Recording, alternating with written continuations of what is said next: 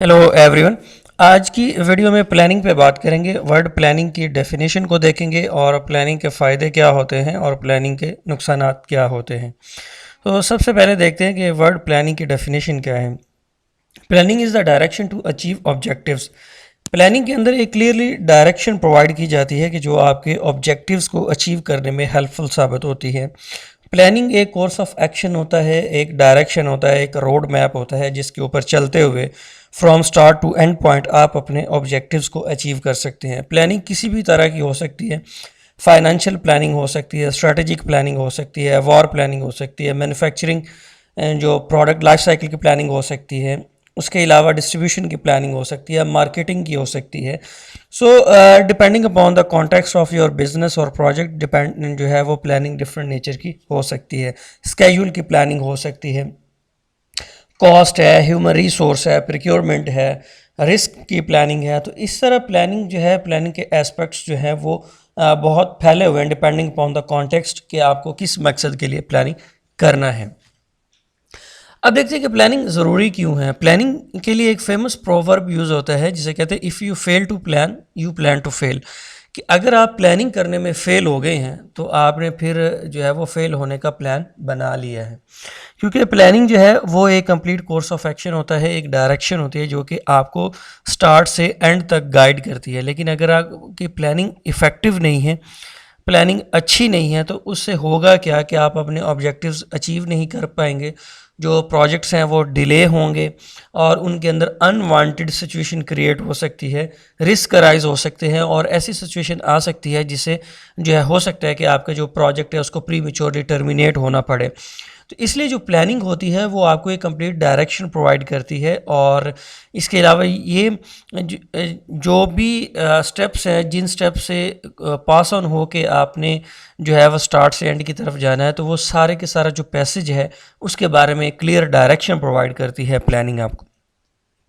अब देखते हैं प्लानिंग के फ़ायदे क्या होते हैं। प्लानिंग एक बहुत इंपॉर्टेंट चीज़ है और डेफिनेटली इसके बहुत सारे जो है वो बेनिफिट्स हैं। उसमें चंद एक बेनिफिट्स जिसमें सबसे पहला ये है कि प्लानिंग आपको एक डायरेक्शन प्रोवाइड करती है कि आपने किस डायरेक्शन में जाना है, स्टार्ट से लेकर एंड तक आपने किस डायरेक्शन में चलना है। इसके अलावा ये आपको परसिस्टेंस में भी कि आपको कंसिस्टेंसी के साथ अपनी एफ़र्ट्स लगाने के लिए एक जो प्लेटफॉर्म प्रोवाइड करते हैं कि आपने जो अपनी एफ़र्ट्स देनी है, जो आपने मेहनत करनी है, वो किस डायरेक्शन में होनी चाहिए और किस लेवल की एफ़र्ट होनी चाहिए। तो ये कंसिस्टेंसी में भी हेल्पफुल साबित होती है प्लानिंग।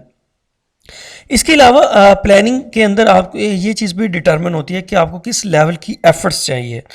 तो ना ज़्यादा ना कम, तो उस जो एज़ पर प्लान आपको जो एफ़र्ट्स चाहिए होती है, जो मैन पावर चाहिए होती है, वो आप उसके अकॉर्डिंग, जो आपका प्लान है उसके अकॉर्डिंग आप एफ़र्ट्स प्रोवाइड करते हैं।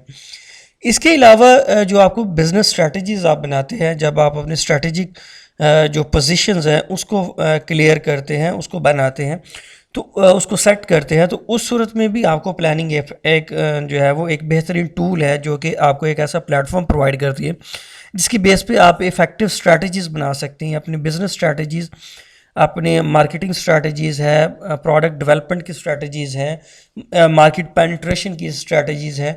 इसके अलावा जो डिफरेंट स्ट्रैटेजीज़ जो है वो बनाने में प्लानिंग आपको एक इफ़ेक्टिव प्लेटफॉर्म प्रोवाइड करती है। इसके अलावा प्लानिंग के अंदर जो है वो रिसोर्सेज की भी जो एक क्लियर डायरेक्शन होती है कि आप जब आप रिसोर्स एलोकेट करते हैं किसी भी एक्टिविटी के लिए, जब आप एक्टिविटीज़ को प्लान करते हैं तो उनके साथ आप उनके रिसोर्सेज भी एलोकेट करते हैं। रिसोर्सेज में मैन मटेरियल भी हो सकते हैं, इसके अलावा इक्विपमेंट भी हो सकता है। तो जिस तरह की भी आपको रिसोर्सेज चाहिए वो भी जो है उसके लिए भी आपको प्लानिंग एक डायरेक्शन प्रोवाइड करती है।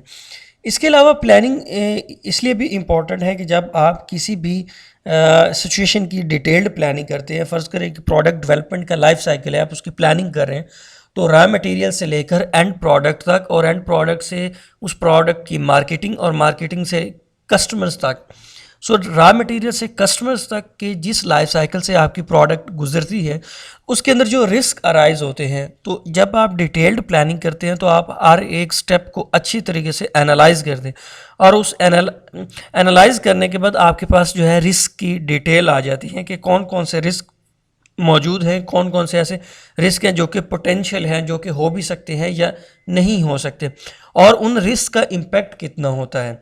तो ये प्लानिंग जो है आपको रिस्क के बारे में एक कंप्लीट पिक्चर प्रोवाइड करती है। अब देखते हैं कि पिटफॉल्स क्या हैं प्लानिंग के। हर एक चीज़ के साथ फ़ायदे नुकसान एसोसिएटेड होते हैं, तो प्लानिंग के कुछ पिटफॉल्स भी हैं। उसमें एक बड़ा जो मसला प्लानिंग में आता है कि जो लोग प्लानिंग कर रहे होते हैं और जो लोग टास्क को एग्जीक्यूट कर रहे होते हैं, ये दो मुख्तलिफ एंटिटीज़ होती हैं, जिसकी वजह से जो है वो सेपरेशन होती है कि प्लानर्स और होते हैं, एग्जीक्यूशनर और होते हैं। तो जो प्लानर्स होते हैं उनको एग्जीक्यूशंस की डिटेल्स, जो निटी ग्रिटी डिटेल्स चाहिए होते हैं, वो उनको नहीं पता होते, जिसकी वजह से वो एक अच्छा प्लान नहीं बना पाते। लेकिन इसको ओवरकम कैसे किया जा सकता है कि जो एग्जीक्यूशनर्स हैं और प्लानर्स हैं ये मिल के प्लानिंग करेंगे तो एक इफ़ेक्टिव प्लानिंग हो सकती है। इसके अलावा जब आप अपनी डेडलाइन सेट कर देते हैं, जब आप प्लान कर लेते हैं, तो उसके अंदर जब आपको मॉडिफिकेशंस करना पड़ती हैं या चेंज करना पड़ती हैं, तो प्लानिंग आमतौर पर इसको रेजिस्ट करती है जी। क्योंकि जब आप प्लान के अंदर चेंज करते हैं तो आपको फिर जो रेस्ट ऑफ द प्लान होता है उसके अंदर भी चेंज करना पड़ता है, और चेंज का जो प्रोसेस होता है वो काफ़ी लेंथी होता है। इसलिए जो प्लानिंग है वो चेंज को रेजिस्ट करती है और मॉडिफिकेशंस को भी रेजिस्ट करती है। इसके अलावा एक जो पिटफॉल एसोसिएटेड है प्लानिंग के साथ, वो ये है कि फॉल्स सेंस ऑफ सक्सेस और सर्टेनिटी। इसका ये मतलब है कि आप प्लानिंग के ऊपर चलते हुए हमेशा से ये एक अज्यूम करते हैं कि आप सक्सेसफुल होंगे और आपकी प्रोजेक्ट जो है वो टाइमली कंप्लीट होगा, विद इन कॉस्ट बजट होगा और अपनी क्वालिटी क्राइटेरिया को मीट करेगा। जो आप प्रोडक्ट बनाएंगे वो अच्छी होगी, इफ़ेक्टिव होगी, कॉस्ट इफ़ेक्टिव होगी। लेकिन ये है कि सिर्फ प्लानिंग के ऊपर ही रिलाई करना जो है वो अच्छा नहीं होता, बल्कि आपको मॉनिटरिंग भी करना होती है, कंट्रोलिंग भी करना होती है, ताकि जो आपकी प्लानिंग है वो इतनी इफ़ेक्टिव रहे कि उसके अंदर किसी चीज़ की कमी ना आ पाए। Thank you very much.